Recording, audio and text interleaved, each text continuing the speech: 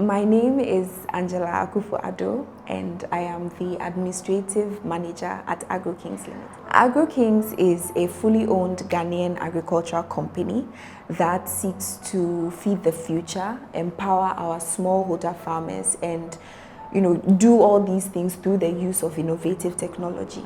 At Agro Kings, we researched into the African continent, into agriculture specifically in the African continent, and we came to realize that we're only using 8% of the continent's arable lands. Now, that means that we are depending very heavily on foreign importation for our ever-increasing populace. You look around the world and you realize that Africa has the largest increase in population in the whole world globally, and these are people that we need to feed.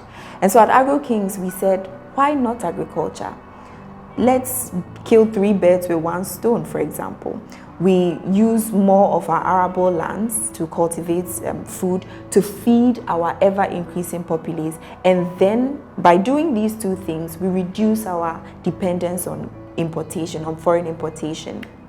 Again, like our president said, let's not be spectators, but citizens. And at Agro Kings, we believe that doing this, going into agriculture, is doing our part as citizens of our beloved country. The future of Agro Kings, I must say, is very bright. And I'm not saying this because I work at Agro Kings, but we look at where we've come from 3 years ago, 4 years ago, and where we are today. And you can see that the future is going to be even bigger. Of course, we are looking to continue producing our rice, but maybe we'll add some few things, some tomatoes, onions, pepper, some mango, something for there. Also continue to innovate. We're going to look into machinery, software, things we could use on the farm to make farming more efficient, go more into technological farming than our usual, traditional farming. And then also want to look into adding value to our byproducts. For example, with our rice, we mill rice and we throw away the husk or the bran, but we realized through our research that you could actually use the rice bran to get rice bran oil, which is actually very healthy. Well, it is healthier compared to some of the oils on the market. And then again, for the husk, I read recently that there's a lady who's using the husk to make beds for her dogs, So maybe we could make beds for human beings, I don't know, but watch out for Agro Kings. My name is Gifty Ampofo, and I'm the Principal Farm Manager of Agro Kings Limited. I chose to enter the agri field because I've always been interested to understand how we get our food, how we produce our food, and how the whole agri food chain works. I've also been drawn to the fact that almost everything that we produce are basically the use of agricultural raw materials. Farm that is located at Nyapenya, around the Akuste-Suchare vicinity. We acquired the land in 2019 and we started land development, land demarcation in 2020. We are now developing about 300 acres of rice and 40 acres of vegetables. Our farm employ technologies and mechanized way of farming by using the tractors, the backhoe, the excavator.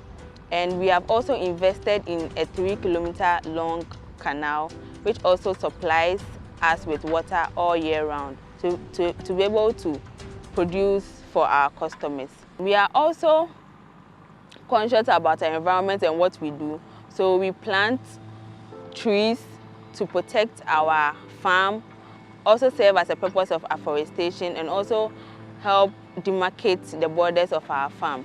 We also, our homes are also powered with solar energy using solar panels, and then the excess water from our farm is recycled into the lagoon. And our farm also seeks to impact the lives of the community. So we create employment and we also help develop infrastructures and amenity for the community. The importance of agricultural growth in Ghana has been underestimated. So we believe that when everyone joins hands, we can increase the agricultural space to to ensure food security, poverty reduction, and increase economic. Okay, challenges. Well, we face challenges every day, but most prominent among them is difficulty in getting funding, most especially from banks. Banks are mostly looking at your revenue lines to see how well you are doing in terms of revenue. But as a growing company, struggling hard to get a market share, resting shoulders with already established brands that most of them are really foreign companies, that they have their base very strong. It's difficult to sell much in your first 2 years, but still banks don't really seem to get that. They're looking at big revenues and looking at the cash also, the cash balance on your financial statement, which we don't seem to get that, because we are a growing company and we are trying our best possible to show them growth. When you look at our revenue line, we are actually, in our second year, we did about more than twice our first year revenue, and the first quarter of our third year, we did about twice of our second year revenue. But so they are not seeing that growth. They are only looking at big revenue to before they can consider you for any funding. So that's kind of a big challenge that we are having. Other challenges that we are facing are actually effect of we not getting funding from banks and other institutions. Because one thing that you need most in the processing line is machines. You need to get a good milling machine that can mill the rice, polish it, grade it nicely for you. But we are most often not able to polish the rice because of the machines that we are currently using. They are all small machines that people have invested in. It's able to mill. Some of them are not really able to grade. The ones that are able to grade also cannot polish it. So if you are careful about quality, you have to go the extra mile by hiring people that will manually go through the rice to take out the stones and the husks that comes in after they've milled. So if we are able to get machines and we have a whole complete line, then that one, you know, you are getting a good grain at the end of the day. And another thing that we need also is funding for our smallholder farmers. Because if you really want to control the quality of rice you bring out, it has to happen on the farm. It's not when you have bought it from the farmer. So you have to join the farmer in farming, and by joining the farmer in farming, it means you have to sponsor the farmer so you can control the way the farmer farms. Because the input that you need to farm a good quality rice are expensive. So if you don't have the money, you cannot do that. So if you are able to secure funding for our farmers also, we'll be able to get good quality rice. But because we are not getting money to fund our farmers, we end up getting limited supply of rice, which kind of affects our output as well. Motivation. Well, our motivation can clearly be seen on our packaging bags. When you look at our packaging bag, you see a smile on the bag. And the smile that we see on the face of our customers actually really makes us happy. When people take our rice and they come back, they call and ask you, is that really Ghana rice that I consume? It's so neat, it's so clean, and it's so tasty. When I leave it, it doesn't get spoiled. That really encourages us, that smile on their face. And the ability to know that we are preparing ourselves to feed the future. That in future, people are not going to go hungry because there is no food, keeps us really going.